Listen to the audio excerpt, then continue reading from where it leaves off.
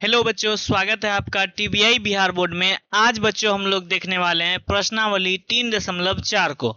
आइए बच्चों, इसमें हम लोग बिना समय गंवाए सीधे क्वेश्चंस को देखते हैं। हमारा प्रश्न है बच्चों, निम्न समीकरणों के युग्म को विलोपन विधि या प्रतिस्थापन विधि से हल करें, कौन सी विधि अधिक उपयुक्त है।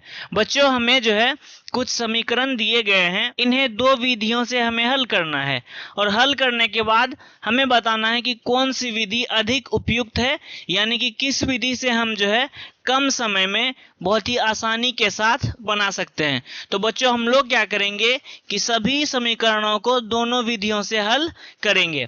आइए बच्चों हम लोग जो है 1 नंबर के क्वेश्चन को सबसे पहले विलोपन विधि से हल करते हैं और उसके बाद जो है प्रतिस्थापन विधि से हम लोग हल करेंगे। तो आइए बच्चों देखते हैं हमारा क्या समीकरण है।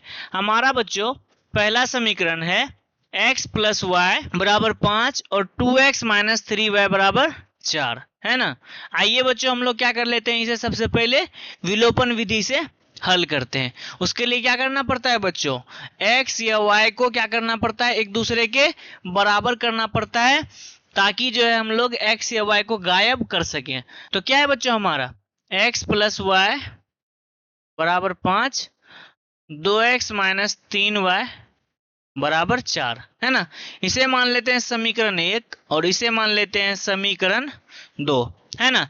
इसमें जो है बच्चों हम लोग को क्या करना है, x या y में से किसी एक को एक दूसरे के बराबर करना है। जैसे यहाँ x है और यहाँ क्या है 2x है, तो ऊपर भी हमको क्या करना पड़ेगा, ऊपर भी 2x ही करना पड़ेगा। उसके लिए बच्चों अगर हम ऊपर वाले में 2 से गुना कर दे और नीचे वाले में 1 से, तो इसमें तो कोई फर्क नहीं पड़ेगा। लेकिन अगर 2 से यहाँ करेंगे गुना तो क्या हो जाएगा बच्चों, यहाँ 2x हो जाएगा और ये दोनों क्या हो जाएगा, आपस में बराबर हो जाएगा। तो आइए बच्चों हम लोग क्या कर लेते हैं, इसे गुना करते हैं। 2 से x में करेंगे क्या हो जाएगा 2x, 2 से y में गुना करेंगे क्या हो जाएगा 2y और 2 से 5 में करेंगे तो क्या हो जाएगा बच्चों 10 हो जाएगा। इसी तरह से हम लोग 1 से 2x में करेंगे तो क्या हो जाएगा 2x ही। इससे कोई भी प्रभाव नहीं पड़ेगा, नीचे जो भी लिखा रहेगा वही सेम टू सेम क्या होगा बच्चों, वही आ जाएगा, है ना। अब देखिए बच्चों ऊपर भी 2x है और नीचे भी 2x है, परंतु दोनों का चिन्ह क्या है, दोनों का चिन्ह तो प्लस में है। इस तरह से तो ये दोनों जुट जाएगा, लेकिन हमें क्या करना है, इसे गायब करना है। तो गायब करने के लिए क्या करना पड़ेगा बच्चों कि पूरे नीचे में जो भी समीकरण में जितने भी पद दिए गए हैं सभी के चिन्ह को क्या करना पड़ेगा, बदलना पड़ेगा। आइए हम लोग इसका चिन्ह कर देते हैं माइनस, इसका माइनस है तो इसका हो जाएगा प्लस और यहाँ प्लस है तो इसका क्या हो जाएगा, इसका हो जाएगा बच्चों माइनस, है ना। अब चलिए हम लोग क्या करते हैं, इसे गायब कर देते हैं क्योंकि एक प्लस में एक माइनस में ये कट गया। और यहाँ देखिए बच्चों 2 भी है प्लस में और 2y भी है प्लस में और 3y भी क्या है प्लस में, तो दोनों क्या होगा जुट जाएगा। 3 2 5y बराबर 10 में से 4 अगर हम बच्चों घटाएंगे तो हमारा क्या आ जाएगा, हमारा आ जाएगा 6, है ना। इस तरह से अगर हम y का मान निकालें तो चूंकि 5 और y आपस में क्या है गुना में है, तो 5 अगर बराबर के उस पार जाएगा तो ये क्या हो जाएगा 6/5। ये 5 जो है क्या करेगा 6 को डिवाइड करेगा। अब बच्चों हमारा जो यहाँ y का मान आया इसे समीकरण 1 या समीकरण 2 में पुट करना है, रखना है। आइए बच्चों इसे हम सीधे समीकरण 1 में रखते हैं, लिखेंगे यहाँ समीकरण 1 में y बराबर 6/5 रखने पर। अब देखिए बच्चों हमारा समीकरण 1 क्या है, x प्लस वाई बराबर 5, है ना। इसमें बच्चों हमको किसका मान रखना है, y का मान रखना है। y का मान क्या है 6/5 बराबर क्या हो जाएगा 5 हो जाएगा। अब x बराबर निकालने के लिए इसे बराबर के उस तरफ कर देते हैं तो 5 माइनस 6/5 हो गया। क्या करना पड़ेगा बच्चों, हम इसका क्या करते हैं एलसीएम ले लेते हैं, तो वो हो जाएगा 5।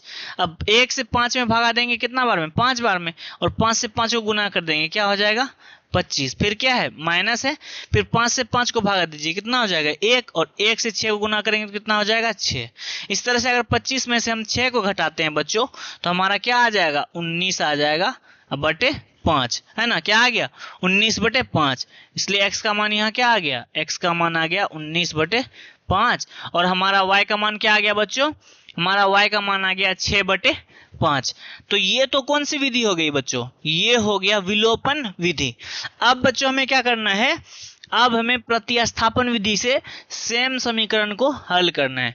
तो ये कौन सी विधि है बच्चों, ये है विलोपन विधि। यहाँ लिख लेंगे हम लोग विलोपन विधि, विलोपन विधि। अब बच्चों हम लोग यहाँ साइड में प्रतिस्थापन, प्रतिस्थापन विधि है ना।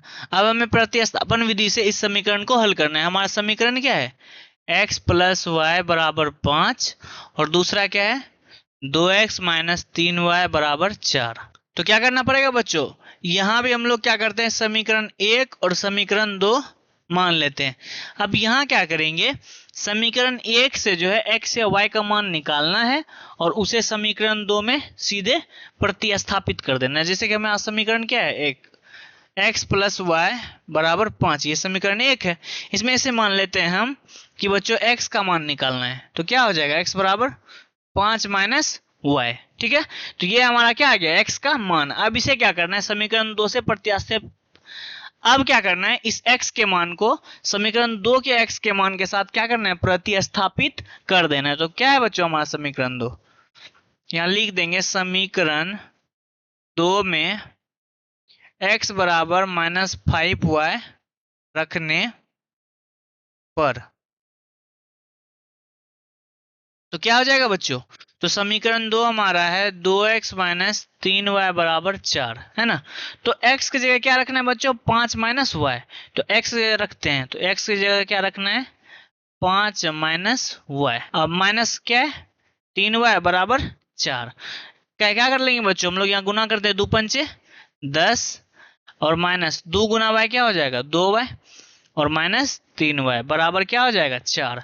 अब देखिए बच्चों, चूंकि -3 और -2y दोनों क्या है, माइनस में है, तो दोनों क्या हो जाएगा बच्चों, दोनों जुट जाएगा। तो क्या हो जाएगा, -5y और इस 10 को बराबर के उस तरफ भेज देते हैं, तो क्या हो जाएगा, 4 माइनस 10। तो यहाँ हो गया बच्चों -5y इक्वल्स कितना हो जाएगा, 4 में से 10 को घटाइए तो क्या हो जाएगा, -6। ठीक है, अब दोनों तरफ माइनस है तो माइनस माइनस कैंसिल, तो y का मान क्या आ गया बच्चों, 6/5। y का मान क्या आ गया, 6/5। और अब क्या कर लेना है बच्चों, हमें यहाँ x का मान निकाल लेना है। तो x बराबर हम क्या यहाँ लिखे हैं, 5 माइनस वाई। तो यहाँ हम हल कर लेंगे उसे, 5 माइनस वाई का मान क्या आया, 6/5।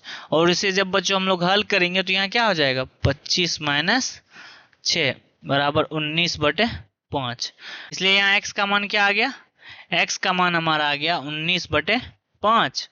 और बच्चों हमारा y का मान क्या आ गया, y का मान आ गया 6/5।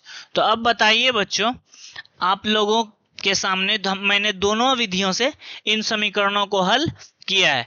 तो अब बच्चों जो है आप लोग इसे देखिए और बताइए कि कौन सी विधि आपको शॉर्ट दिख रही है ना। उस हिसाब से आप लोग फैसला कर सकते हैं।